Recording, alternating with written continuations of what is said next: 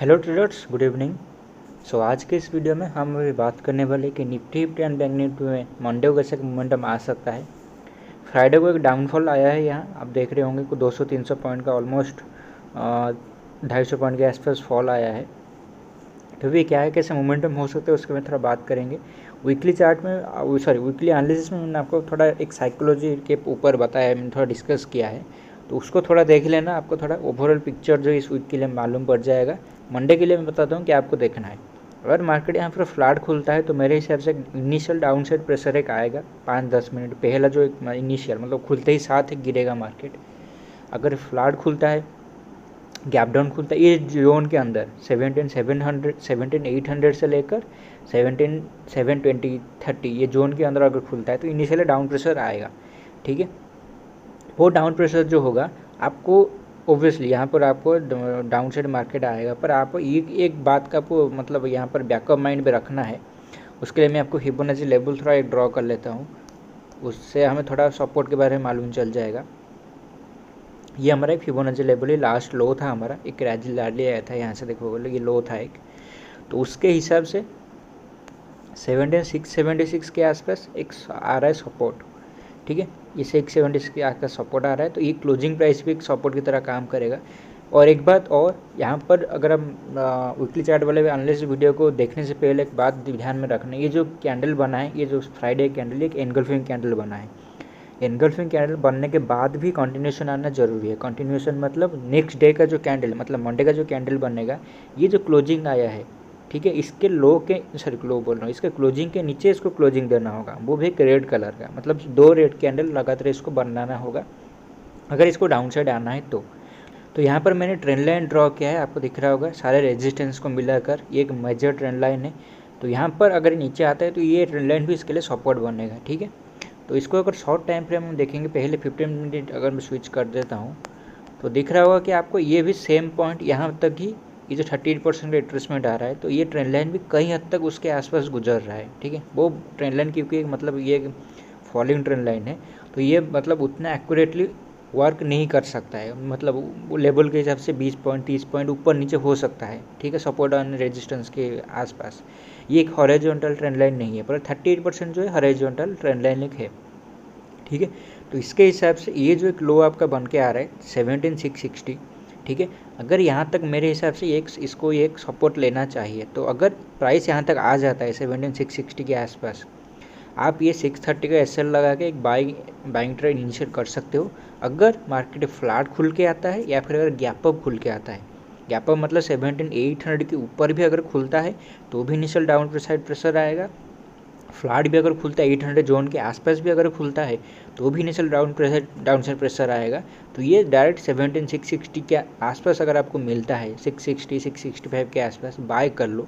ठीक है, 630 का एसएल डाल के, ये जो हमारा एक ये पॉइंट बना था जहाँ पर मार्केट ने एक रेड कलर कैंडल बना के ग्रीन कलर कैंडल बना के ब्रेकआउट दिया था, तो ये सपोर्ट था 630, इसके एसएल डाल के 30 पॉइंट का एसएल डाल के बाय कर सकते हो। टारगेट आपका ये होगा 850-60 के आसपास। ये हो सकता है आपको मंडे को ना मिलेगा, बट ट्यूसडे को मिल सकता है। और अगर मंडे को ये यहाँ से सपोर्ट लेकर अपसाइड आता है तो यहाँ तक कहीं आके क्लोजिंग देगा, 17,800 के आसपास क्लोजिंग दे सकता है। तो 660 से 800 के आसपास आपको रैली मिल जाएगा, 30 पॉइंट का एसएल डाल के बाय कर सकते हो। गैप डाउन अगर खुल जाता है, मान लेते हैं 700 के नीचे अगर गैप डाउन खुलता है, या फिर 612, मैं इसको फ्लैट मान के चल रहा हूँ 720 तक, या फिर 720-25 के आसपास प्राइस अगर खुल रहा है तो इसको फ्लैट मान के चल रहा हूँ। अगर 700 के नीचे खुल जाता है मार्केट, मतलब ये जो प्राइस है 700 के नीचे अगर खुल जाता है, तो उस केस में आपको डिप भी देखने को मिलेगा, पर उस केस में आपको एसएल थोड़ा यहाँ पर ट्विक करना होगा इसको। मतलब क्या करना होगा ना, आपको अगर वेट करना है कि 660 के नीचे भी हो सकता है चल रहा है, पॉसिबिलिटी है 660 के नीचे ही चला आ सकता है। उस केस में जो लोग थोड़ा सेफ खेलना चाहते हो, ठीक है, आप वेट कर सकते हो 660 के नीचे, पर जो लोग थोड़ा मतलब इनिशियल में एग्रेसिव ट्रेडिंग करते हो, आप सेम जो बताया आपको 660 का मतलब बाय करोगे और 630 का एसएल डालोगे। जो लोग सेफ खेलना चाहते हो आप वेट करो 660 को ब्रेक करेगा कब, ब्रेक करने के बाद जब ये घूम के ऊपर जा रहा होगा, 665 के आसपास जा रहा होगा, 670 के आसपास जा रहा होगा, ठीक है। तो आप बाय तब इनिशियली कर सकते हो। आपको सेम 630 के आसपास आपको टारगेट रखना होगा। क्या होगा ना, उसमें आपको कॉन्फर्मेशन लेना होगा कि मार्केट इसको ब्रेक किया, ब्रेक करने के बाद ऊपर जा रहा है, क्योंकि यूजुअली मैंने देखा है 38% जो रहता है, 23% जो रहता है, मार्केट उसको ब्रेक करता है, ब्रेक करने के बाद उसके ऊपर जाकर एक रिवर्सल टाइप का बनाता है सिनेरियो। ठीक है, तो हो सकता है इसके नीचे 38.670 की 5 के आसपास नीचे चला है। नीचे आने के बाद ये ऊपर घूम के जब जाएगा आपको बाय करना होगा। ठीक है, और आपको यहाँ पर सेम 800 के आसपास टारगेट देखने को मिलेगा।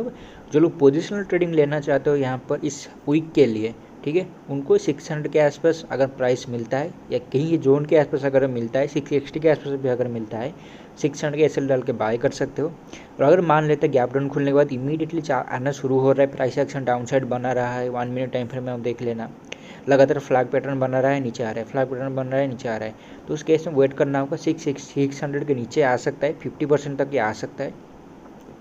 600 नीचे कितना आएगा, 590, 595, 585, यहाँ तक कहीं आके ये 50% ऐसा सपोर्ट लेके ऊपर चला जाएगा। मतलब गैप जो बना है ये गैप को फिल नहीं करेगा।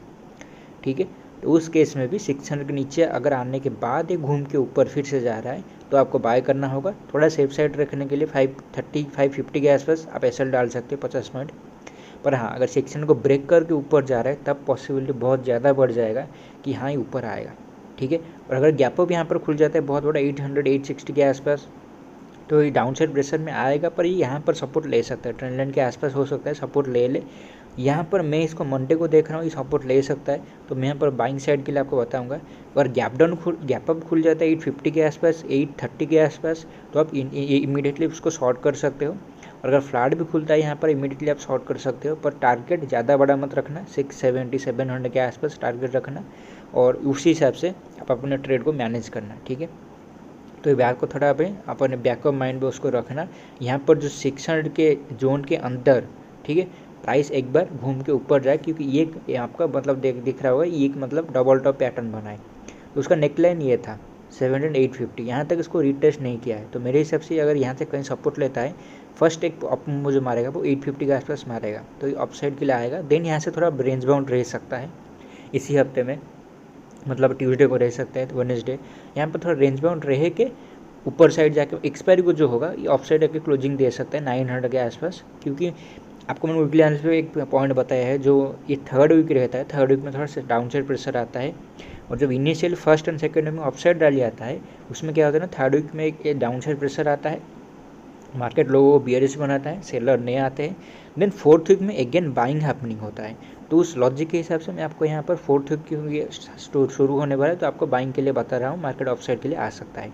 ठीक है, तो इसको थोड़ा ध्यान में रखना। बैंक निफ्टी चलते हैं, बैंक निफ्टी कैसे मोमेंट में आ सकता है इसमें मैं आपको सिर्फ लेवल के बारे में बताऊंगा। थोड़ा ओवरऑल आइडिया मैं आपको ऑलरेडी दे चुका हूँ निफ्टी वाले वीडियो में। यहाँ पर भी क्या करोगे, फिबोनाची लेवल थोड़ा ड्रॉ कर लेना, और इसमें वो ट्रेंड लाइन नहीं आ रहा है जो रेजिस्टेंस वाला निफ्टी में जैसे आपको दिखाया। ठीक है, तो इसमें वो वाला ट्रेंड लाइन नहीं है। यहाँ पर देखो तो यहाँ पर बैंक निफ्टी के लिए भी एक मतलब यहाँ पर पॉइंट बन के आ रहा है 38,800 के आसपास। ठीक है, पर ये एक बात याद रखना, बैंक निफ्टी में उतना ज़्यादा स्पेस नहीं है। मतलब निफ्टी, क्योंकि मैं फील कर रहा अभी देख रहा हूँ निफ्टी फ्राइडे को थोड़ा ज़्यादा गिरा। ठीक है, बैंक निफ्टी थोड़ा रुक गया था, मतलब बैंक निफ्टी थोड़ा कम गिरा था, निफ्टी थोड़ा उसके हिसाब से ज़्यादा गिरा था। तो मेरे हिसाब से निफ्टी थोड़ा वीक है, तो निफ्टी अगर नीचे आता है तो वो थोड़ा ज़्यादा नीचे आ सकता है, जो मैंने आपको 660 का लेवल बताया, तो उसमें थोड़ा स्पेस है। क्लोजिंग आया कितना 750 के आसपास, मतलब 100 पर नीचे आपको बताया मैंने। पर यहाँ पर बैंक निफ्टी में 38,900 के आसपास क्लोजिंग आया है, तो ये हो सकता है 200 पॉइंट आएगा। ठीक है, मतलब यूजुअली निफ्टी अगर 100 पॉइंट आता है तो बैंक निफ्टी ज़्यादा वीक होने के कारण 300 पॉइंट से ज़्यादा आता है, 300 पॉइंट, 350 पॉइंट, 400 पॉइंट ऐसा गिरता है। पर क्योंकि बैंक निफ्टी थोड़ा पॉजिटिव दिख रहा है, बैंक निफ्टी हो सकता है 200 पॉइंट, 210 पॉइंट के आसपास, 250 पॉइंट के अंदर जब आ जाएगा तब निफ्टी 660, 670 के आसपास चल रहा होगा। ठीक है, ऐसा हो सकता है प्राइस, तो उस हिसाब से थोड़ा उसको ट्रैक करना। बैंक निफ्टी में अगर सेम बोलूँगा, फ्लैट खुलता है, इनिशियल डाउन साइड प्रेशर आएगा, इस जोन के अंदर अगर खुलता है 39,150 की 8 के आसपास है, कहीं भी अगर यहाँ पर कहीं ऑफ साइड भी खुलता है 100 पॉइंट, 150 पॉइंट गैप अप, तो भी इनिशियल डाउन साइड प्रेशर आएगा। पर जितना ऊपर खुलेगा ये लो साइड प्राइस सब सपोर्ट बन जाएगा। ठीक है, तो उस केस में ज़्यादा प्रोबेबिलिटी है कि हाँ ये सारे सपोर्ट बनेंगे। अगर यहाँ पर गैप अप खुल जाता है बहुत बड़ा 39,200 300 के आसपास इमीडिएटली शॉर्ट कर सकते हो, क्योंकि यहाँ पर सेम एक मतलब एक रेजिस्टेंस पॉइंट जो आ रहा है आपका, जो आपको निफ्टी में बताया डबल टॉप पैटर्न यहाँ पर बन रहा है, तो यहाँ पर भी उसका नेकलाइन यहाँ पर आ रहा है 39,300 के आसपास, 300-350 के आसपास। तो यहाँ तक भी एक रीटेस्ट मारना है आपको, गैप अप खुल के रीटेस्ट मारेगा या फिर नीचे सपोर्ट लेके ऊपर जाएगा, प्रोबेबिलिटी जो है ज़्यादा कि वो नीचे आके ऊपर जाएगा, ठीक है। तो उसी अगर फ्लैट खुलने का नीचे आता है आपको मतलब मेरे हिसाब से इनिशियल थोड़ा शॉर्ट कर सकते हो, पर 790 के आसपास 800 के आसपास जब चला आएगा थोड़ा प्रॉफिट बुक कर लेना।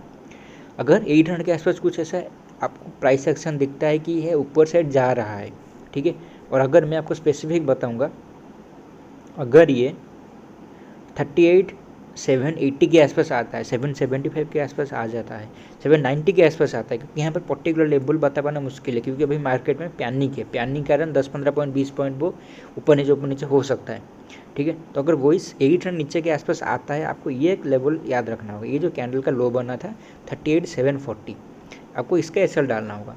740 के नीचे यहाँ पर थोड़ा ज़्यादा फॉल में एक्सपेक्ट कर सकता हूँ, तो अब ये पहला आपका टारगेट 650 के आसपास आ जाएगा, और 650 अगर आ जाता है तो 50% 500 के आसपास भी चला आएगा, ठीक है।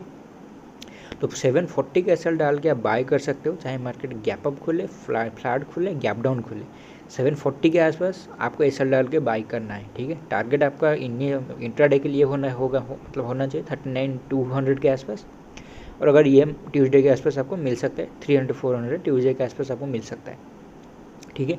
और अगर 740 के नीचे मार्केट जाना शुरू करता है तो आपको क्या करना होगा, अगेन 810 का एसएल डालना होगा, मतलब ऑलमोस्ट 60 पॉइंट का 770 पॉइंट का आपको एसएल डालना होगा, 810 का एसएल डाल के आप इसको शॉर्ट कर सकते हो, और ये आपका टारगेट होगा पहला 650 के आसपास। पर ये मेरे हिसाब से 650 अगर आ जाता है, हो सकता थोड़ा रेंज बना के रुक जाएगा, क्लोजिंग दे देगा और नेक्स्ट डे गैप डाउन खुल जाएगा, ठीक है, ऐसा कुछ हो सकता है। तो होके 35,500 के आसपास आ जाएगा। 740 ब्रेक हुआ तो 38,500 मेरे हिसाब से एक्टिवेट हो जाएगा, यहाँ तक आ सकता है। लॉजिक के हिसाब से यहाँ तक आ सकता है, कोई प्रॉब्लम नहीं है, मतलब बैंक निफ्टी में। पर उसके इसमें निफ्टी में जो है वो थोड़ा ज़्यादा वीकनेस दिखा देगा, निफ्टी 600 को ब्रेक कर देगा, जो मैं नहीं चाहता हूँ वो ब्रेक करे।